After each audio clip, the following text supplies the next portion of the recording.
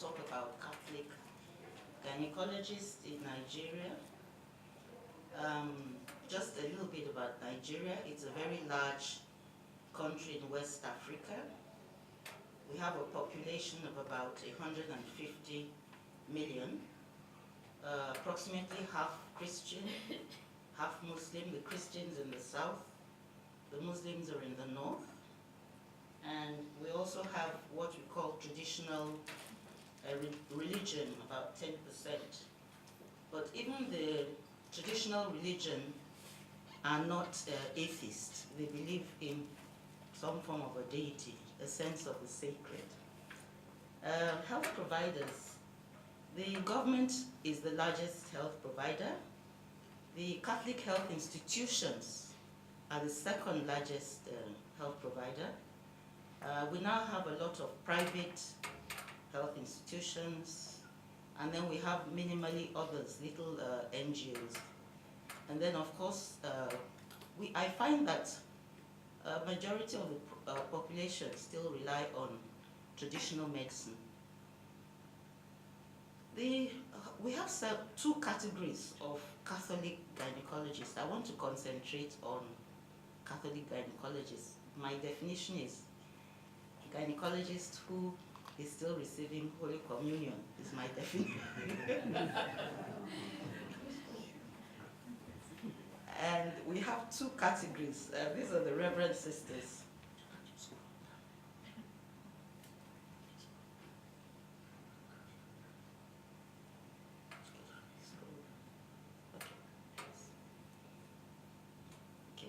So the Reverend Sisters, of course, and gynecologists who are not Reverend Sisters. The Catholic ones are very rare.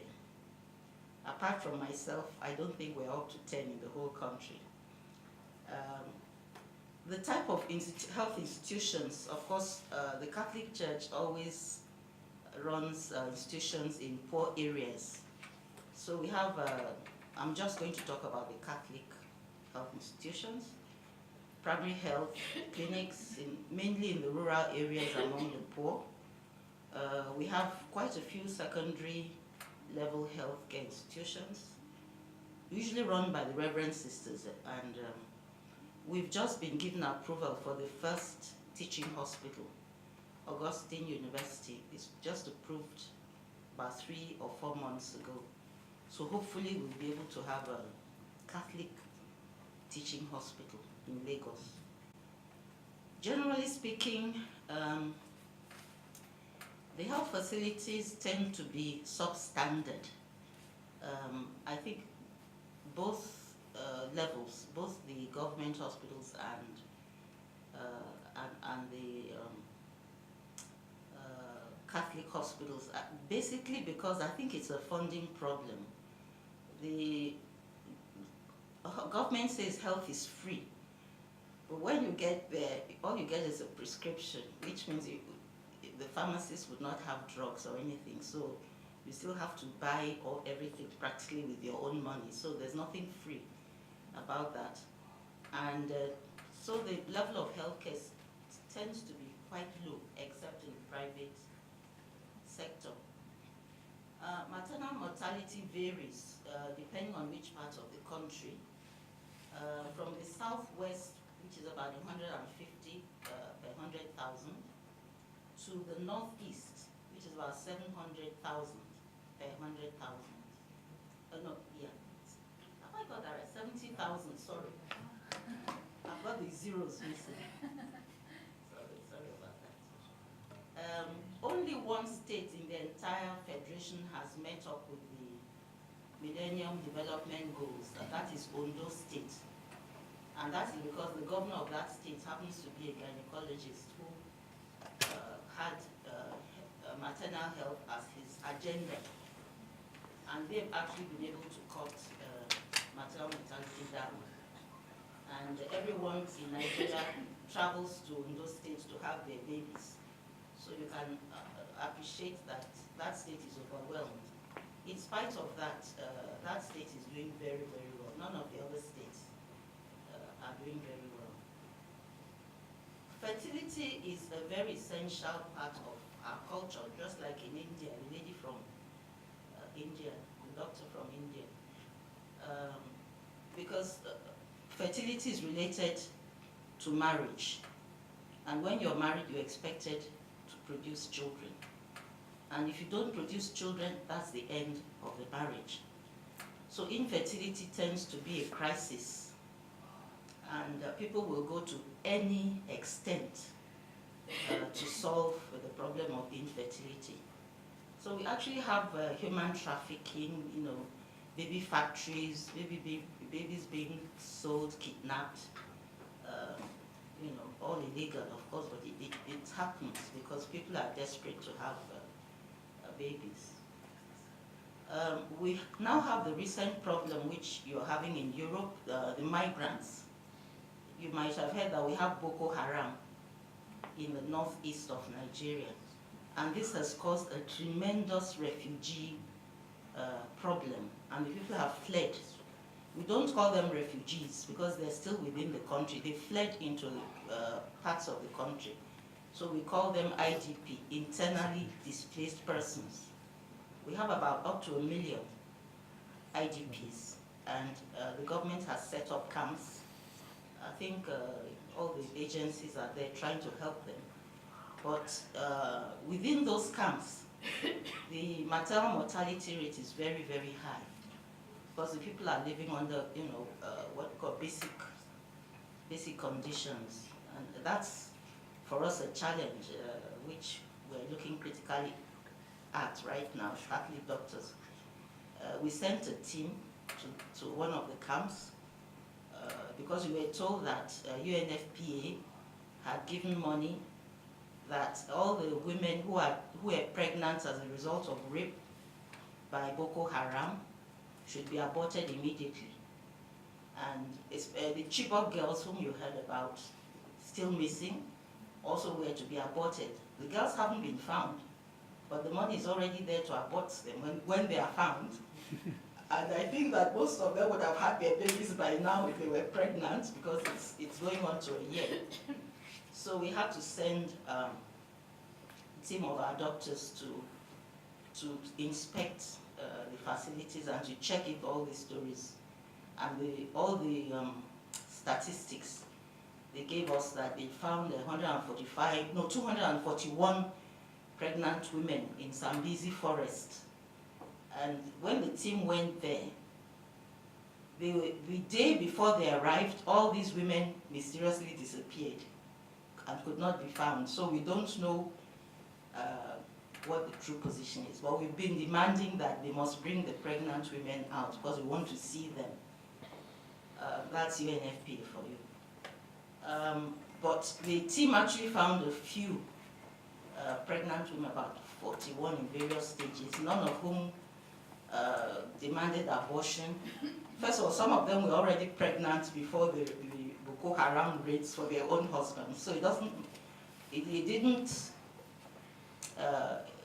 mean that because a woman is pregnant in the refugee camp running away from Boko Haram, she was raped by Boko Haram. This is what they found. And so they asked us for delivery kits for those women, which we sent to them. Generally speaking, family planning in Nigeria is a problem. We have a very high unmet need, basically because of the culture, and it's got nothing to do with the Catholic Church. Contraception is not accepted because the people intrinsically have a fertility culture. I think it's similar to India. I was listening to that lady. But the government tries to force contraception on the general population. So Planned Parenthood is very much present with all their various activities. We are now very troubled because everyone has been, it's not working again, just a minute. Planned Parenthood is very active, and they've got the government to, I think, force what we call Maputo Protocol on everybody. This is for all African countries by force. to legalize abortion. And we've all got letters, everybody, all the private health institutions, that the government is coming to inspect all our health facilities and put in place facilities for contraception and abortion. So that's where we are at the moment. When I get back, I think we're going to have a fight on our hands. But what do we have to offer the population if they are not going to use contraception? And what we have is natural family planning. So what is the state of natural family planning right now in Nigeria? Well, the Billings people introduced an initiative called Billings Love and Life, which has done very well.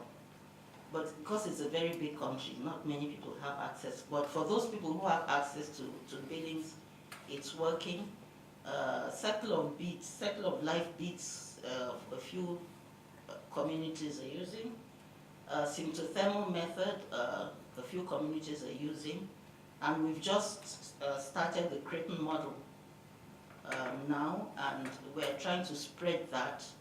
But we're concentrating mainly on infertility because we have the problem of IVF, in vitro fertilization, which is being abused because there's no control whatsoever by the government.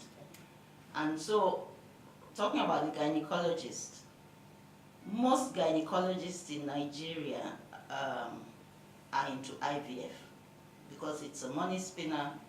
There's no control by government, and they can make as much money as they like. And if you're infertile and you're desperate, there's nothing.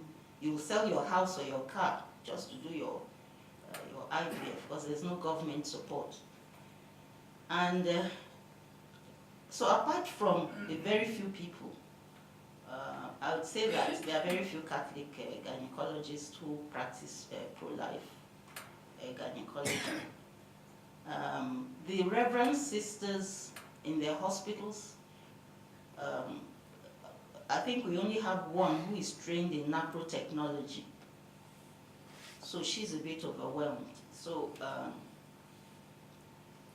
the only way the Reverend sisters can provide infertility treatment is by more of them getting the training in napro technology, and we're seriously looking for funds to support that training right now.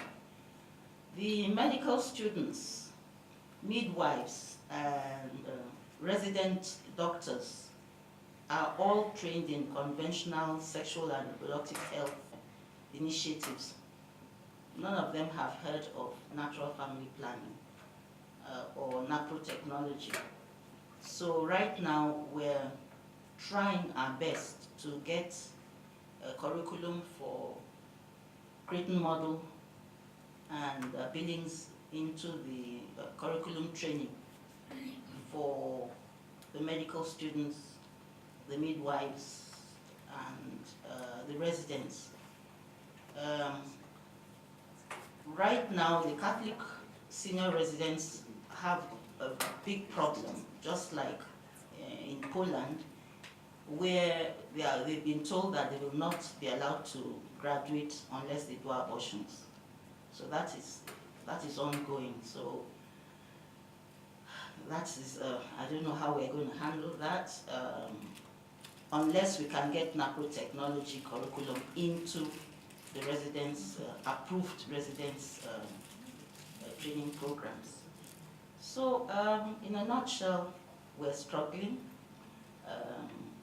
There's hope for the future, and when we have got some life conferences, pro-life conferences, bishops have been quite supportive in the last 3 years, and we're hoping that with more support from bishops, advocacy with the government health institutions, that we'll be able to get natural family planning and napro technology ongoing and available to as many mothers and Nigerian women as possible.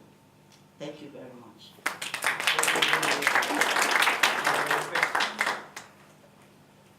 Could you expand on what the Maputo Protocol was and where did it come from? What does it mean? Maputo Protocol is a health initiative from United Nations to all health ministers, all the African countries, detailing them to institute sexual and reproductive health initiatives compulsorily in all African countries. And many countries were forced to sign. If you don't sign, you didn't get any money. It's as simple as that. And the meeting was held in Maputo, which is somewhere in East Africa. I can't remember which country in East Africa. Angola, yes. And each country has to, by force, sign that initiative. And they don't have a choice. And when they get back, they're supposed to get it what they call domiciled in their country. So it's mandatory. But the governments of the country now have to domicile it. That is, when they get home, they have to get the individual governments of those countries to agree to it. And that's what they're doing now. So there's it's by force. You mentioned the new Catholic hospital that's starting up. Will that be a haven for the obstetric and gynaecology registrars to graduate through? That is our dream, because that is our dream. And the cardinal, who is now retired, when we started NAPRO Technology for the first time, we went to him and said, we need a place to train people in NAPRO Technology to provide this service. And I think that is why we approved for that teaching hospital. And luckily, we got it. So that's our goal. So that's why I'm saying there's hope.